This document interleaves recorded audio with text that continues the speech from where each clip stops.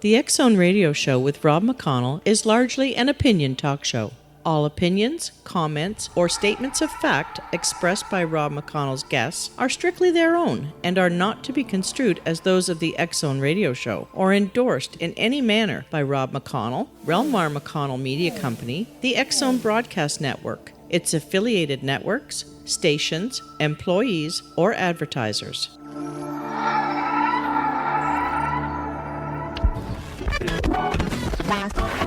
All Hit Radio.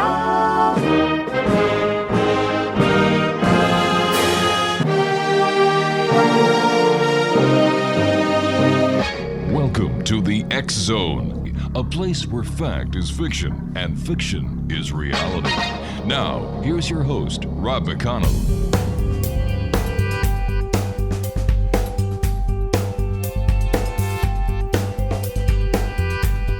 And welcome to the X-Zone, everyone. I am Rob McConnell, and we're coming to you right here around the world on the X-Zone Broadcast Network and our growing family of broadcast affiliates right around this great world of ours and satellite programming providers. And we're coming to you from our broadcast center in Hamilton, Ontario, Canada. If you'd like to send me an email, xzone@xzoneradiotv.com, on all social media sites, X-Zone Radio TV. And if you'd like to find out what the programming is available that we have for you fine listeners around the world on the X-Zone Broadcast Network 24/7, 365, visit the website at www.xzbn.net. What an exciting time for the X-Zone and the X-Zone Nation this is. All right, let's just put a few things into perspective, okay? October 15, the X-Zone TV channel commences on Simul TV. 7, 24, 365, the very best of paranormal parapsychology TV programming.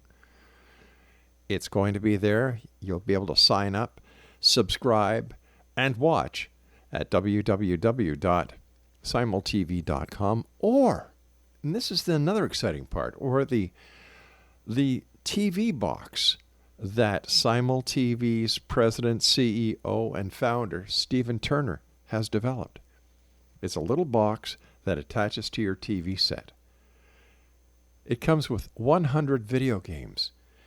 It comes with movies. You can search the internet on your TV. You can chat, Netflix, and a lot more. And you're going to be hearing a lot more about this, not only from Simul TV, not only from the X-Zone Radio TV show, not only on the X-Zone Broadcast Network, newspapers, magazines, publications, digital, print, radio, TV. It is big. And there's going to be fascinating and specials for one and all.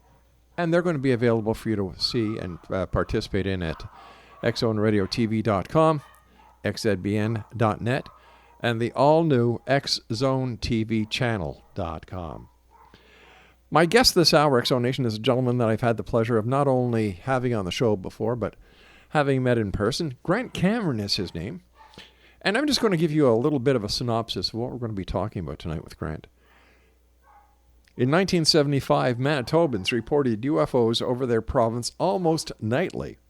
The string of unprecedented sightings launched the biggest UFO craze in Canadian history. With sightings for well over a year, one object seen again and again became known as Charlie Red Star. Our guest this hour, Grant Cameron, was there. He witnessed Charlie Red Star many times and led tours for others to see for themselves. He also caught wind of rumors of nuclear testing south of the Canadian-U.S. border, which might have been the cause of the unexplained phenomena cited in the upper atmosphere. This is the story revealed by eyewitnesses, photographers, and reporters chasing down the truth behind the very still unexplained encounters with UFOs and Charlie Red Star. Grant has been a UFO researcher since 1975 and was recognized for both the Leeds Conference International Researcher of the Year and the UFO Congress Researcher of the Year.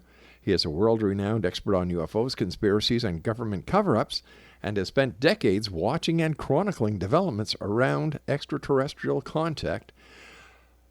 And Grant lives in Winnipeg, Manitoba. And Grant, welcome back to the X Zone. Always great having you with us. Well, thanks, Rob. I appreciate your interest. Grant, since you and I have talked, and it was a couple of months ago, has there been any new developments about Charlie Red Star? Yeah. Well, just today I got a email from the woman who actually got the book published. I wasn't the one that got it published. It was a woman by the name of Taza Lawrence, who's a TV producer in Toronto, who wanted to option my book for a movie. Mm-hmm. And so she went and got this thing, a contract.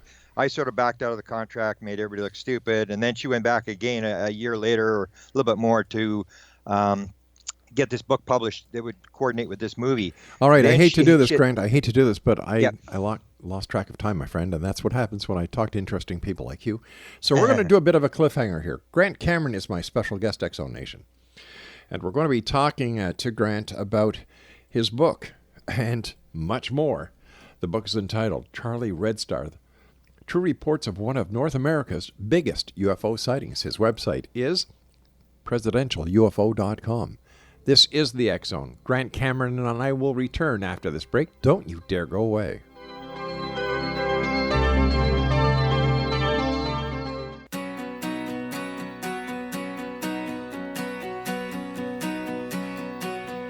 X Zone Nation, our guest is Grant Cameron. He is the author of Charlie Red Star, True Reports of One of North America's Biggest UFO Sightings, and is published by the good people at Dundurn. His website is www.presidentialufo.com. All right, Grant, before I so rudely interrupted you because I lost track of time, you were talking about the TV producer in Toronto who actually got the book published, and so take us back there.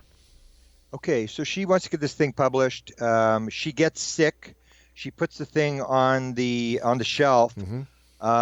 Options my book and options two other books by the Project Rama people. If you're familiar with this Project Rama, it's a contactee group out of Peru, and you see the weirdness of the synchronicities of how these stories unfold. She gets the movie, she puts it on the shelf, but she does a teaser reel, and she actually sent it to me today. It's a minute and a half long, and it looks like Close Encounters of the Third Kind. It's like a very high-quality movie that they had the script, everything was all ready to go, and she put it on the shelf. And then what happened was, after the book got published, which really had nothing to do with me, this Project Rama that was going to be part of the Charlie Red Star movie, they are in contact with aliens from a planet by the name of Apu. So anyway, the book gets published. I go down to the United States. I'm going to a World Meditation for Peace meditation on Mount Shasta. And I'm going down there, and I'm traveling across the Nevada desert, and a phone call comes in on, there's a girl with me, comes in on her cell phone, and it's a message from an alien. This is the second time in my life I've got a message from an alien. And it's from an alien by the name of REL. And the message says, REL knows Grant is coming to the mountain. On Saturday night, there will be a programmed encounter. And so I go, okay, well, whatever, we'll see what happens here. And when I got there, there was a programmed event, and it was kind of weird. I won't get into that, but there was an event happened exactly when people said 9:33 on the Saturday night. But when I got there, I ran into probably the biggest story I've ever run into, and that was that this REL alien landed in 2014, 2015 in the forest where we were. And so they've had encounters 12, 13, 14, 15, nothing in 16, and then 17 when I was there. And I was interviewing a researcher by the name of Paula Harris, if you know who she is. She runs a big conference in Laughlin, Nevada. Yeah. And I'm filming with her where all these events took place. And she was in the 14 and 15 event. And suddenly she tells me, like, there's all these witnesses. And I said, what? And suddenly there's 11 witnesses to the first one. And they're like face to face with an alien in this forest thing. And the people are all there. So I go and I say, oh, well, okay. And I see them. They're all just scattering. Nobody wants to talk. And they're all from Latin America, from Central America. Most of them don't speak English, which is why they didn't want to be interviewed. But I got a number of these people on camera, and they're all basically telling the same story of this encounter, especially the one in 2014. Was just absolutely bizarre. There's no doubt these people were telling the truth. 11 people who were face to face with this alien. And the bizarre part was that this is connected to my book. So I had no interest in the movie, and no interest in this the Rama group that are these people who follow this sort of planet, and these contacts they're having. I was not interested. This is what the movie was going to be. It was going to be of them and about Charlie Red Star all in one movie, and then suddenly I get dragged into the same story. And I say it's as good as Randle from Forest. They had 2 witnesses who were up close to a UFO. This had 11 witnesses. These people were like 20, 30 feet away from this thing, and they're all telling basically the same story, how these 2 UFOs that were filmed as they came in, and then they went into the forest looking for what they call a Zendra. And the Zendra is like the sort of the South American equivalent of a portal. And the CIA, I may have mentioned last time I was on, the CIA is pushing this story about portals. They seem to want this story out that there's an interdimensional aspect to the UFO phenomena. So this is this bizarre sort of world that I live in where every day the story sort of gets bigger and bigger. And I said I wanted out of UFOs. I said, definitely I want to get out. And then as soon as I got to Shasta, I went like, it was almost like the Charlie Red Star thing. Why is nobody following this story? Like 2012, 13, Sure. 14, 15, and dozens of witnesses who are still there. They all come there every year. And so I've started to log this, and I've been putting on my Facebook site some of the videos that I took of these witnesses who really don't speak English very well, but who are basically telling this very direct encounter that they had, like a contactee encounter with a being within feet of this being, and it was a programmed event. How did this extraterrestrial know how to contact the female companion that you were with? How did he get her cell number? Did he know this person before? Okay, the guy who's sort of the main contactee, his name is Ricardo Gonzalez. He's had, I think, about 12 encounters over 20 years. He had his sightings back in Peru in 1977, somewhere in that period of time. And so basically, they invited this Paula Harris in 2014, 2015. Right. This Aunt REL gave her the invite to come there. And both times she was inside this Zendra type object where she was face to face with this being. And the message came through her. She was supposed to deliver the message to me. It came from Aunt REL to Ricardo Gonzalez to Paula Harris to tell Grant Cameron, we know he's coming to the mountain and there's going to be a planned event on the Saturday night. And it was a kind of a bizarre event. But it was nothing. I was hoping, we were going to get something in the forest. Nothing happened. When I suddenly realized that all these people from 2014 and 15 were there, and I started going around, and a lot of them said, no, I don't want to talk. My English isn't very good. I don't want to talk. So these are not people who are out to get their story publicized. They're doing exactly the opposite. They're trying to avoid me. And I know who all the witnesses are. I've got all their names. And just to me, it's one of the best stories I have ever seen. All right, for those people who may not have heard you the last time you were on with us, Grant, can you tell them about Charlie Red Star? Okay, Charlie Red Star is how I got dragged down the rabbit hole. I had no interest in UFOs, no interest in. I was interested in paranormal phenomena. I was interested in Edgar Cayce. I had done a study at the hospital when I was at university on dying patients. Do they ever predict their death? Does anybody ever come before they die? Does anybody ever have near-death experiences? And that was when it was first starting in the 70s. So I was interested in kind of weird stuff. And what happened was there's a town in Manitoba here that was having these sightings almost every night. And so we were in Winnipeg, which is the big city, about 35 miles away. And I said to my friend, well, why don't, instead of driving around Winnipeg, cruising the city in a car, why don't we go out and see what I was looking at? And we didn't go out for, it would be at least 3 months. And this story was in the paper, and the local TV studio, the CTV affiliate here actually caught this thing jumping off the ground. They caught it on the ground on film. And so it was a big story here in Winnipeg. And so I went out and I describe it very clearly every time. It was like I had bought the lottery ticket thinking there's a chance I can win, but there's no way we're going to see anything. Went out there, we drove in and out of the town for an hour looking, couldn't see what everybody's looking at. And my friend said, we'll drive into town one more time. If we don't see anything, let's go home. I said, fantastic, total waste of time. So we turned the car to go back into Carmen. The thing came from the left to the right, and it was my first sort of lesson in ufology and in reality that if you have not seen anything, all you can do is be a believer or a disbeliever. You cannot know. You can only know by actually being in the lab and seeing it happen. And when it came, nobody said, is that what they're looking at? I wonder if that's what it was. It was like everybody went, there it is. Everybody just instantly knew this was what it was. Down low, right in front of the car, red pulsing plasma object, very bizarre, bobbing up and down. And I dragged all my friends out 2 nights later. They didn't stay. I saw it the second night, came right at me the second night. And I was hooked. I just fell off the edge of the earth. And since 1975, I just cannot get it out of my mind. I wanted to know what was it that I had seen that night, because it was just so bizarre. And I figured somewhere in this world, somebody has an answer to what's going on. How did it become known as Charlie Red Star?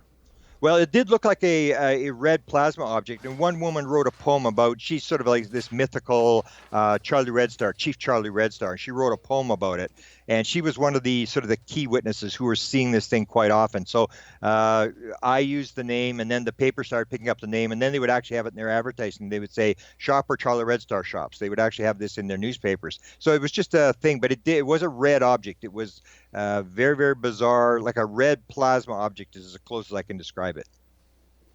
Fascinating. Any idea where it comes from? At that time, I thought it was definitely the second night. First night, I was just floored by what had happened. I really didn't think much. The second night, I remember it made a turn. It came right at us within about maybe a half a mile. It was down very low to the ground, same as the first night, maybe 100, 150 feet in the air.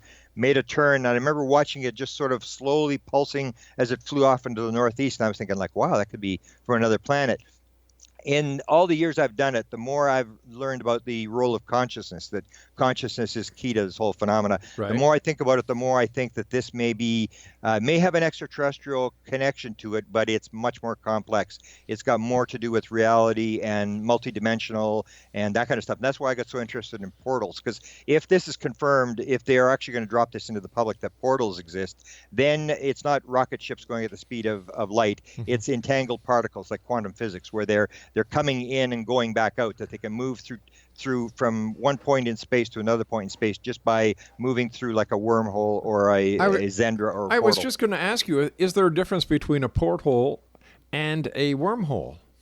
Well, these are all hypothetical ideas that they have about bending space and being able to move through space. It's the same sort of idea, and it does have this idea, especially if you get the entangled particle experiment, where you have one particle on one side of the universe, one on the other side, and you change the spin of the one particle, the other one instantly changes. And that was when Ben Rich, who was the head of Lockheed Skunk Works, was asked in 1994, how did it get here, Ben? How does it work? And he said, let me ask you a question. What do you know about ESP? And the guy that was Jan Hartson, the international director from MUFON, who actually asked him the question. Right. And Jan said, it means everything in time and space is connected. And Ben said, that's how it works. It is this whole deal that there may not be time and space the way we think of it, and that they just understand and they can move from one point in space to another just by going through like a wormhole or Zendra or a portal. So let me ask you this question. Is Charlie Red Star a UFO or an extraterrestrial craft that is inhabited and controlled by extraterrestrials? Yeah, that's the $64,000 question. Yeah. I'm thinking more, as I said, I'm thinking more less and less all the time that it's got this ET component. A lot of experiences, I do a lot of time talking with experiencers who I believe are very important, because they're dealing with the actual the intelligence. Right. And a lot of them, I'll ask them, did you ask the alien, are you an alien? And they will be told, no, I were not. And it's like a screen imaging thing where they can appear like a deer, an owl, an alien, and that you may project, you may manifest what type of aliens. So if you see a gray, you're manifesting something. It depends upon, like almost like a near-death experience, that you manifest how this thing is unfolding. So it has this component, I think it's all consciousness. So they're coming from this higher level, a higher vibration of consciousness. They can come into the physical world, become physical, and go back. We just think that we're in the physical world and you can't go into other sort of dimensions. So they're less physical, and that's the way I would describe it, than we are. I'm going to say the whole phenomenon is going to be less physical than people think it is. Absolutely, I'm sure of it. And it's going to be a much more, and the bad word is spiritual, but it's going to be a lot more in terms of what is reality, what are we doing here, and this sort of stuff, and the kind of messages that they're giving us and stuff like that. In 75 I would have said definitely ET. And I thought, like, Jacques Vallée started that, and John Keel, all these guys came up with this idea that may not be ETs. I used to think they're nuts. And now I know where they're coming from. I agree, because there are very bizarre. For example, if you ever see an experiencer who's had a lifelong experience with an alien, just ask them, did the alien ever get any older? Every single one of them will say, no, it never got any older. All right, stand by, Grant, my friend. You and I have to take our news break at the bottom of the hour. Interesting conversation with a fellow Canadian and a very interesting gentleman himself. One of Canada's leading UFO investigators, lecturer, and you can always find Grant on the UFO symposium circuit, especially here in Canada. Grant Cameron is the author of Charlie Red Star, True Reports of One of North America's Biggest UFO Sightings. His website is presidentialufo.com. We'll both be back after the news. Don't go away. Exonation, Grant Cameron is our special guest, a fellow Canadian and one of Canada's #1 UFO researchers. He has a new book that is going to blow your mind away. And, this is going to be a super Christmas gift if you know somebody who is into UFOs, the unknown, astronomy, New Age. This is the book. It's entitled Charlie Red Star, True Reports of One of North America's Biggest UFO Sightings, and Grant's website is presidentialufo.com. Now, before I get back to Grant, I'd just like to thank everyone who downloaded the August edition of the X-Chronicles newspaper. The numbers are in over 7 million digital downloads. That's 7 million digital downloads of the X-Chronicles newspaper for August. So thank each and every one of you for that. The September-October issue will be available for digital download at xchroniclesnewspaper.com this coming Sunday. So there you go. Give you something to read over the Thanksgiving Day weekend, and don't eat too much turkey because you know what happens, right? You kind of eat that turkey and you take that glass of wine and you just kind of get lazy and you just want to shut your eyes just for a minute. And, well, you know where I'm going. Have a good, safe holiday weekend, everyone. And Grant, to you and your family in Winnipeg, a very happy Thanksgiving. Well, same to you, Rob. It's always nice to say thank you for the situation we've gotten ourselves into. We've got a pretty easy life compared to some people. Oh, my gosh, yeah.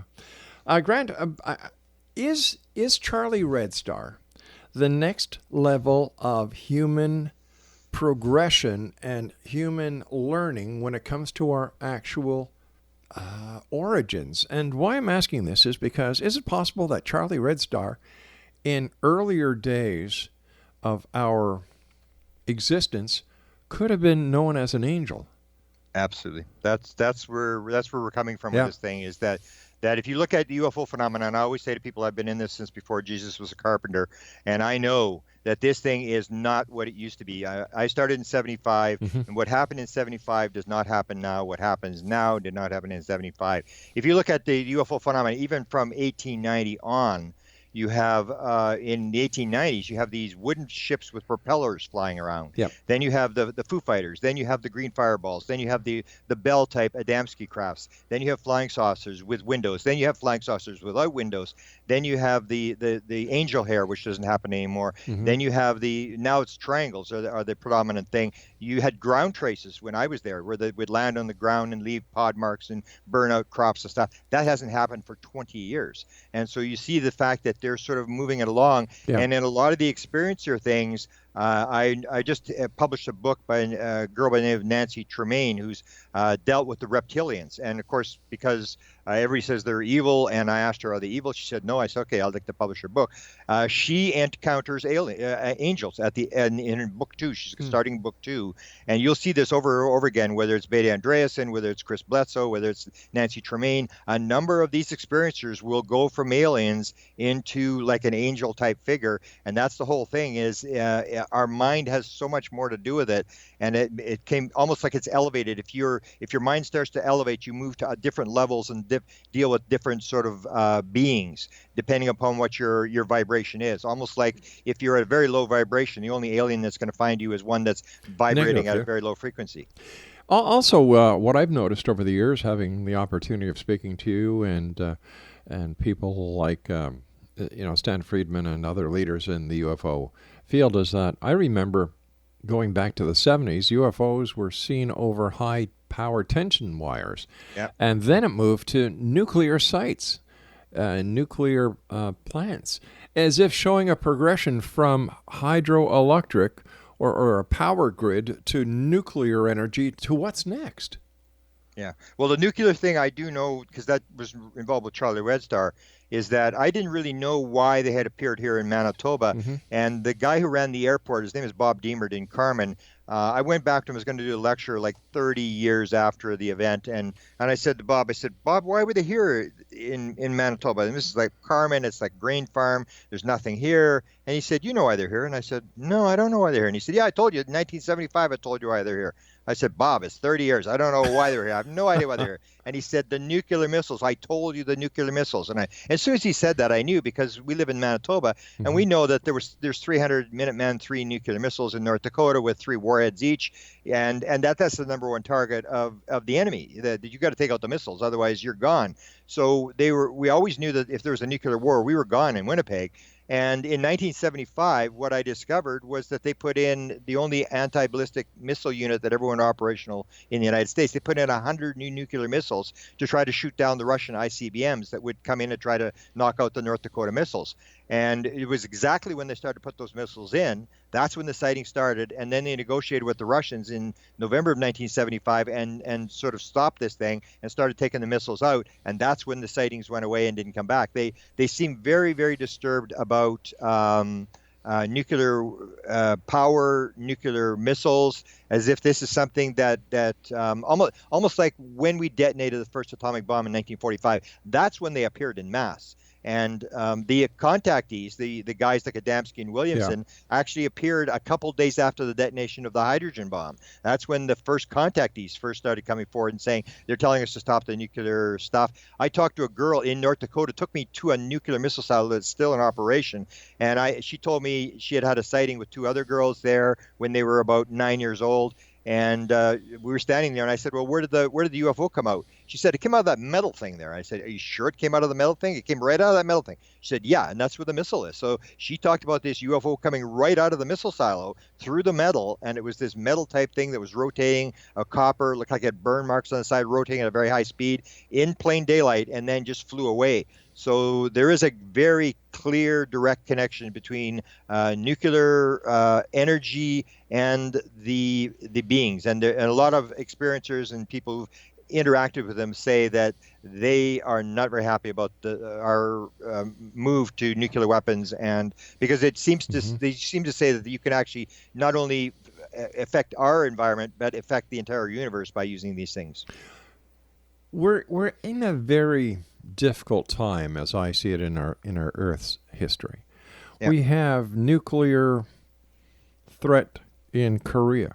We have the dismantling of the nuclear agreement with Iran going on. Iran now has its own ballistic missile. If, God forbid, either one of these 2 maniacs were to hit their nuclear launch buttons, do you think that those that are called extraterrestrials, for a lack of a better word, and no disrespect meant, Grant, would they intervene? If you're familiar with the story, when I first did the Charlie Red Star story, nobody would publish the books. I said, okay, enough of this nonsense. A guy who worked in my father's office, my father was a pilot for the Canadian government for the Department of Transport. A guy in his office said, if you really want to know what's going on with UFOs, you should study what the Canadian government was doing in the 1950s, early 1950s. Was that with Wilbur Smith? Wilbur Smith. Yeah. And most people don't know, because we kept it secret for many years, he was a contactee. Yeah. He was dealing with aliens. He had a radio telecommunication system that is now being duplicated by a guy in Ireland. And it's actually going live next month, and he believes he's going to get a signal. And it's using the same technology that Wilbur used in the 1950s. Anyway, he was in contact with an alien whose name was Alpha. They were going to land this at Suffield, Alberta in 1954. Paul Hellyer talked about this in a speech that he gave in 1967. And basically, Wilbur said that Alpha told him that if there was a nuclear exchange, they would step in and stop it.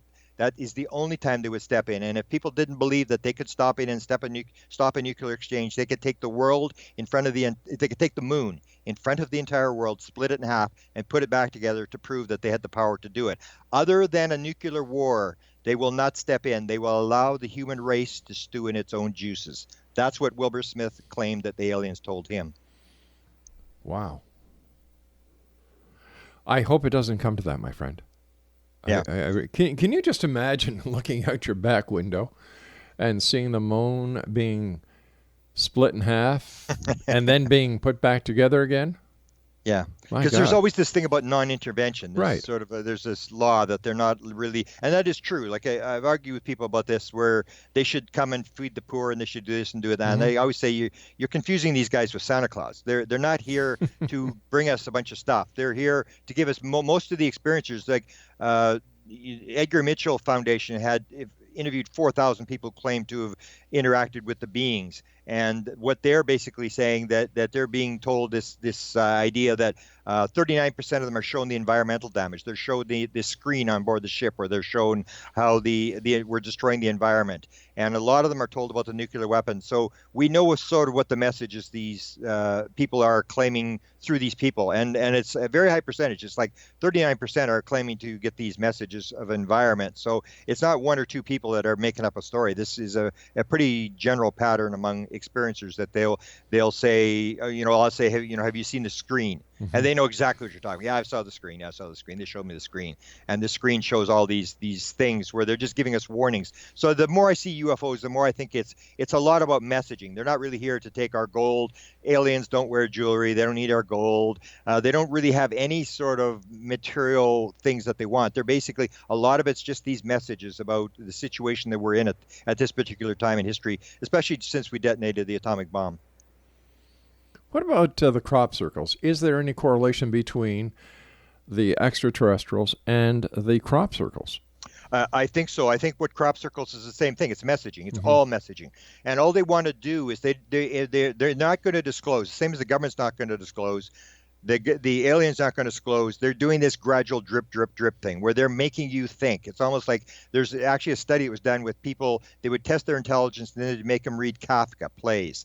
And then they would test their intelligence again, and their intelligence would actually go up. What they're trying to do is they're trying to get us to think. They're trying to get us to figure it out for ourselves, so that when we get the answer, then it's solid. It's not like we're going to go into Iran and Iraq and Afghanistan and say, okay, we're here to bring you freedom, democracy, Jesus, and McDonald's, and you guys are all wrong, and this is what you're going to do. And then the question is, how did that work out? It doesn't work out. You can't go in and change a society by telling them they're wrong and sort of dominating society. So they're doing this sort of a gradual thing where they're dropping these. Everybody's trying to figure out, what does a crop circle mean? And people are thinking the same as experiencers. They don't get a whole story. They get little bits and pieces like breadcrumbs, little piece here, little piece there. And if you talk to experiencers, they're trying to put this piece together. What does this mean? They told me this.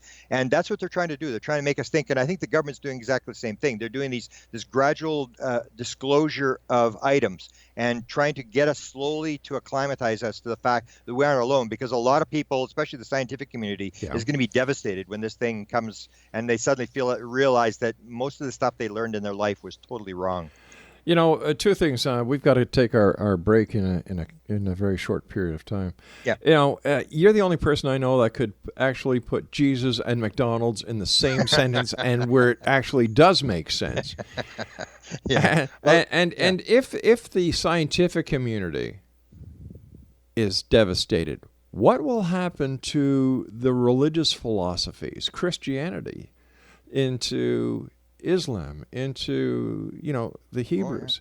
They'll be totally blown out of the water. Some are going to be devastated, sure. Yeah. The Roman Catholics have started to get ahead of it. The Roman Catholics have actually made statements that they accept the fact that there's extraterrestrials, and they're ready to baptize them. So they've made the move there, and they're ready to go. But yeah, a lot of people are going to be affected. Even when you hear some of the stories that people don't realize, is that the whole story about the stock market melting down, where suddenly everything becomes uncertain. The question is, what happens if just people start shorting the stock market? What are you going to do? Grant, stand by, my friend. You and I have to take our final break for this segment. Exonation, Grant Cameron is our special guest. His book is entitled Charlie Red Star, True Reports of One of North America's Biggest UFO Sightings, and his website is presidentialufo.com. I'll be back on the other side of this break as we wrap up this hour here in the X Zone from our broadcast center in Hamilton, Ontario, Canada. And to all our Canadian listeners, a very happy and safe Thanksgiving.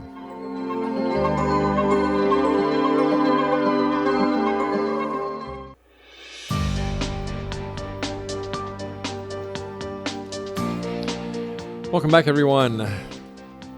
Grant Cameron is our special guest. His website is presidentialufo.com. and we're talking to Grant this hour about his book, Charlie Red Star, True Reports of One of North America's Biggest UFO Sightings, and published by our friends at Dundurn. Once again, www.presidentialufo.com. Grant, why wouldn't the government want to be honest and tell us what's going on? Would that not work to the advantage of the government as well as to the advantage of the extraterrestrials? No, because the way I see it, I wrote a book called Managing Magic, which one chapter is called The 64 Reasons They've Decided Not to Tell You the Truth. I would say that the vast major reason that they're not telling you the truth is if you're the U.S. military, you're into separation, you're into enemies, you're into us versus them. We're the good guys. We've got this technology, and the technology is not just nuts and bolts of how they get here, what the metal is, all this sort of stuff. It's the consciousness thing. They recovered a live alien in 1947 that was talking in people's heads. They could get in people's heads, put messages in people's heads, and they went, wow. Would we love this? Whoever controls this technology will rule the world. And it's almost like I'm interested in an atomic bomb. I'd like to know how to build an atomic bomb. They will never disclose that, and they will never disclose this because they don't want to give it to Al-Qaeda and ISIS and Russia and China. They figure we're the good guys and we need all this stuff. So they're developing military technology out of what they're discovering in the black ops that are operating the UFO stuff that they've recovered. How much of a part does Hollywood play in the forthcoming disclosure? Oh, absolutely. That's one of the main places they do it. If you're CIA, I know this for a fact. There's a guy by the name of Chase Brandon came out, wrote a book called The Christos Conundrum in 2012. He walked out, told this story, and then walked back into the shadows and nobody chased him. He was the liaison for Hollywood from the CIA. He was there for 10 years. He could speak on behalf of the CIA. He was very, very powerful. He would put these ideas into people's heads. So when you're in the business of getting out stories, what you do is you fictionalize them, and that's what Chase Brandon did with the Roswell story. He said on in front of a couple of million people, he said Roswell was real, it was extraterrestrial, and there were cadavers. And he walked back into the shadows, but he wrote up a book called Christos Conundrum, and he said if you want a good story, read the book. He says if you want to really learn something, read between the lines. And that's how the CIA does it. So if you save the world, Rob, and you want to write the story for your kids, they say, okay, you can do it, change this, change that, change the dates, change all this, and fictionalize it. So that's how they're getting the story out. In fact, this year, I say that the story is the portal as they're trying to push. In last year's season, there were 6 TV shows that suddenly had portals in them. And there's no doubt to me this was coming from intelligence people who are dropping these ideas in there. And it wouldn't surprise me if they've been doing this right from the word go. We know that Walt Disney in 1956 was asked to do a documentary. They offered him film, photographs, all this sort of stuff. He did the documentary, and then they pulled the film. A good friend of mine, Bob Emenegger, did a major documentary in the 1970s. He had complete cooperation of every U.S. Agency. Same thing happened to him. They pulled all the film at the last second, and he put out a documentary. So they do this all the time. You either have two choices. Either you kill everybody in Hollywood and try to stop them from doing UFO movies, or you get on their side and try to manage the stories. That's what they're doing. They're just nudging the story in a certain direction, trying to get you to present the CIA guys as good guys, and they're managing the story. That is, I'd say, where the vast majority of the manipulation of the public is done through Hollywood. Do you think the leaders of the nations, such as our illustrious Justin Trudeau, President Donald Trump, and the Russian leader, what's his name? Putin. Putin, yeah. Do you think that they know the truth? I believe for sure. I believe that Trump does, because this Ron Pandolfi guy that I chase around basically was with him and claimed that he had briefed him and that his wife had helped brief him. So yes, I'm not sure about Trudeau. I'm not really sure. I know Paul Hellyer told a story 2 years ago in Toronto. I don't know if you heard it, but he said, and this made sense, the head of emergency management in Canada is briefed. He's one of the guys that's briefed. And that makes sense, because if something happens, there's a crash, you can't control it, you got some problems on your hand. You're going to have to put some money in the banks. You're going to have to stop the stock market from melting down. So the head of emergency management, I can guarantee you the Canadians have a plan, a hypothetical plan if something like this happens. And the emergency management guy guy on his deathbed told Paul Hellyer, yes, I was briefed, I was taken down, I was shown the whole thing. And that makes sense. The FEMA people would know, and definitely the president. But it's basically, I think, an operation where the Canadians are saluting to the Americans. It's basically an American operation, and the Russians may have their operation, but the Americans control, I would say, the vast majority of this subject. What really happens at Area 51? I believe that what they did is they put a guy into Area 51. The whole story is true. If you listen to George Knapp, who was the won 22 Emmy Awards for investigative journalism. He talked to a high-level guy. He's told me the story. I know who the guy is. Said absolutely. He talked to this high-level guy. He tracked this guy down. He said, if this story's true, this guy knows. And the guy said, yeah, it's true. Yeah, it's true. And he said, well, weren't you afraid the story was going to get out? The guy said, no, we were afraid it was going to get out. And he said, what, you mean you had a live alien? And the guy said, well, we couldn't communicate with it. And this is coming from George Knapp. This is not coming from somebody off the street. And George talked to this guy for 6 months, and then the guy suddenly stopped talking. He said they're following us. And supposedly he made a tape for George Knapp, and I heard it's in a vault in Las Vegas. We're going to see what's happened. George doesn't have access to it. But these are the kind of stories when you talk to the people who actually investigate it, you suddenly realize that, yes, that story was true, and they leaked this story out on purpose. They actually leaked it out, and it sort of got a little bit out of control, but they sort of got it back under control. But yes, it's true. They have they had a live alien there, and they had the crafts back engineered there. They may have moved it because once it was exposed, somebody said now they have it on an island in the South Pacific. So I'm not sure where the technology stuff is being done, but absolutely. And Area 51, they're doing all sorts of weird stuff there, not just UFO stuff. I mean, nobody knows anything that they're doing there.